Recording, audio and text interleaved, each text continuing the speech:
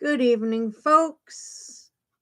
Tonight's discussion deals with two parents with diverging needs. Okay, we're going to discuss that for Eve. Please join me for tonight's discussion. Here we go. When my parents' needs began to diverge, I used to imagine my parents aging in tandem the way couples in brochures do. Two gray heads bent over a crossword puzzle, two matching walkers parked neatly by the door. I thought decline would be symmetrical, predictable, maybe even gentle. But that's not now. It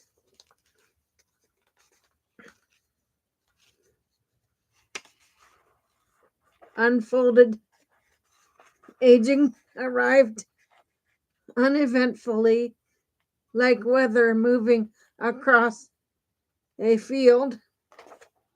One parent standing in the sunlight, while the other was suddenly caught in a storm.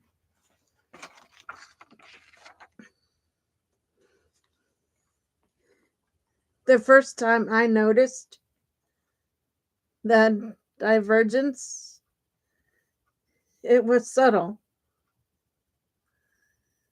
My mother began losing her balance on the stairs, reaching for the railing with hesitation that hadn't been there before.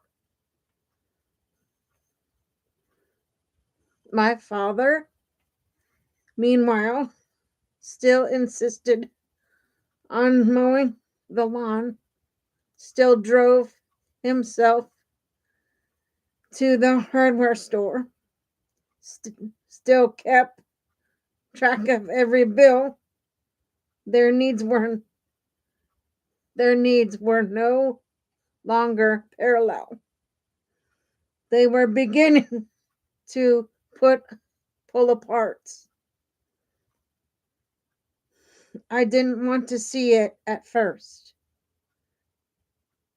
There's a strange grief in recognizing that your parents are no longer aging together. It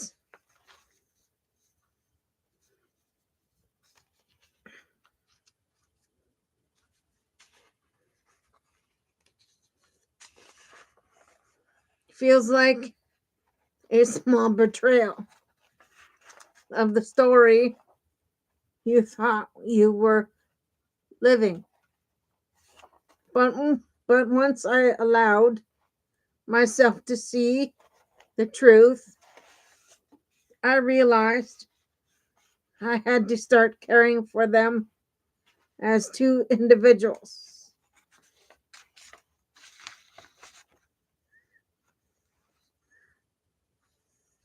not as a unit, not as mom and dad, but as two people with different vulnerabilities, different strengths, and different trajectories.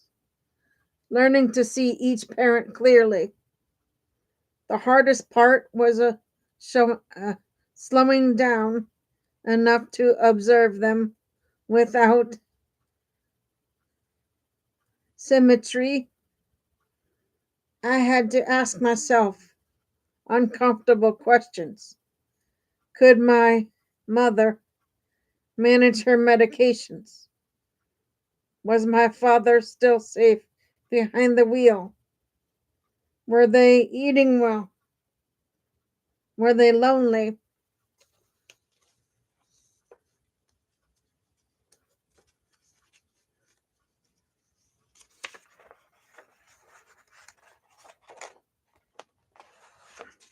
These questions felt clinical,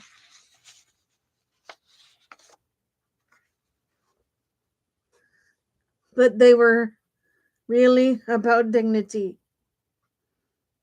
I learned that caring for aging parents begins with noticing, with praying, paying attention to the small shifts in daily life that signal deeper changes.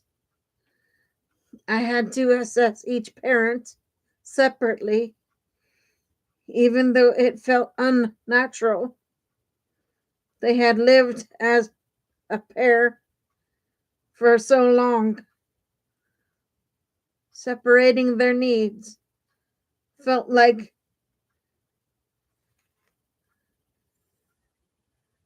praying, prying apart something sacred, but it was necessary. It allowed me to build individualized care plans instead of forcing them into the same mold. Designing care without dividing us. Once I understood their needs, their real work began, figuring out how to support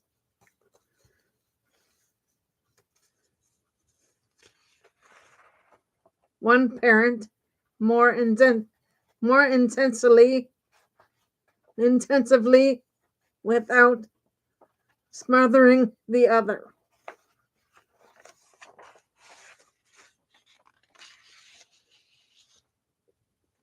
My mother my mother needed help more with mobility, small meal preparation, and medication management.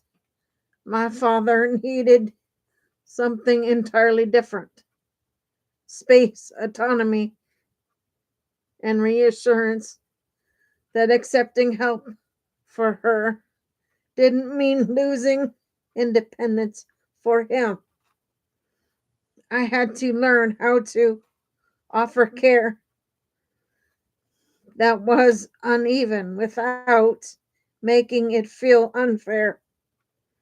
Sometimes that meant bringing in a home aide for my mother while encouraging my father to keep his routines.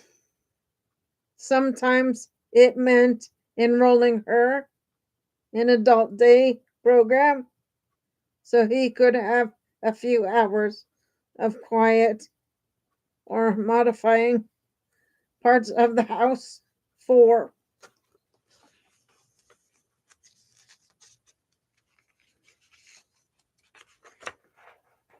her safety.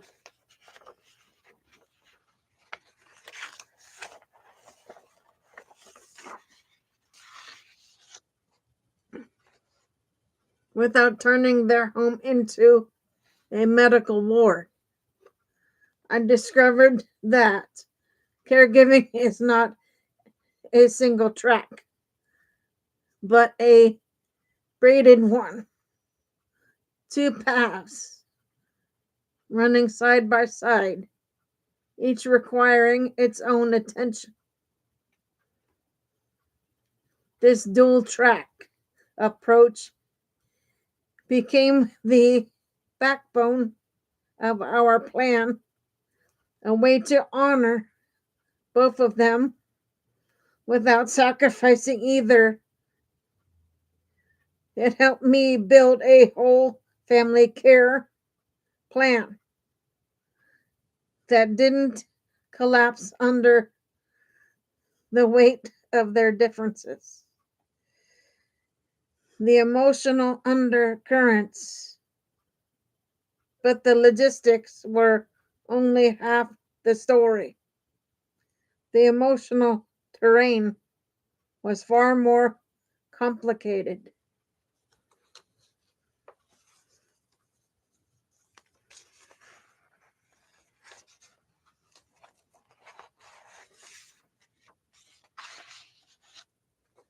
My father began slipping into the role of caregiver, even though he wasn't fully capable of it. He wanted to protect her, to preserve the life they'd built, to keep decline at bay through sheer will. Watching him struggle with his new identity broke my heart. He wasn't just losing parts of her, he was losing parts of himself. I had to learn to speak gently, to ask questions instead of ensuing directives. How is how is this feeling for you?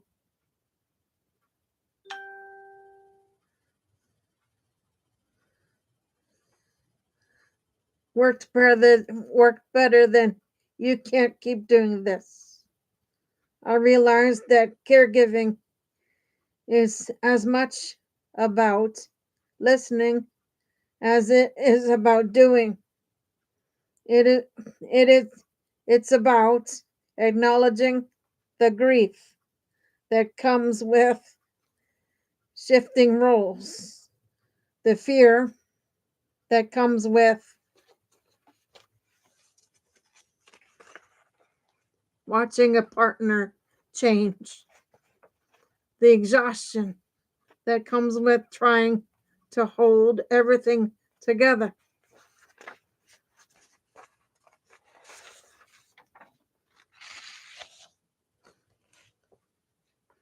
I also had to confront my own limits. Coordinating two different care tracks is demanding, and without help, burnout creeps in quietly. I had to ask siblings for support, even when it felt easier to do everything myself. I had to lean on community resources, even when pride whispered that I should manage alone. I learned that care coordination is not a luxury, it's a necessity. Living living in a state of constant adaptation. What surprised me most was how often the plan had to change. Aging is not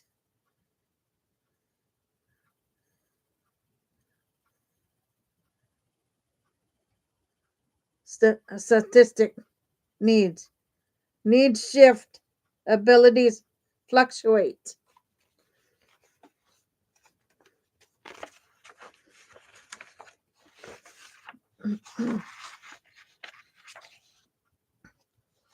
What worked in the spring didn't work in didn't work in the fall. I had to revisit our care plan again and again, adjusting supports as mobility changed, as cognition shifted, as emotions deepened. Eventually, I stopped thinking of caregiving as a problem to solve. I began to see it as a relationship to tend, one that required flexibility, humanity, and a willingness to meet each parent where they were, not where I wished they were. Caring for parents with different needs taught me that love is not symmetrical. It doesn't have to be, it simply has to be responsive. It has to adapt, and it has to stretch across the uneven terrain of aging and still hold.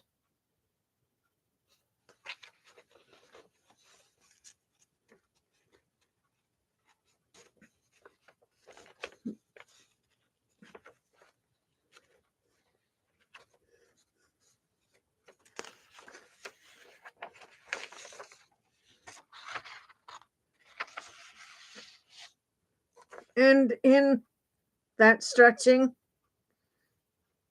in that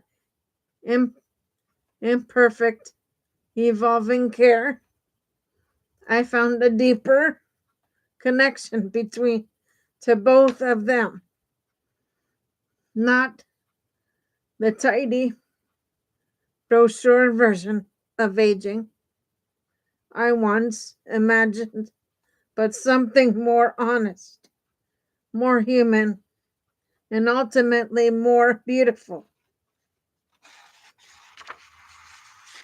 Okay, guys, that is it for tonight. I will see everybody tomorrow for shows.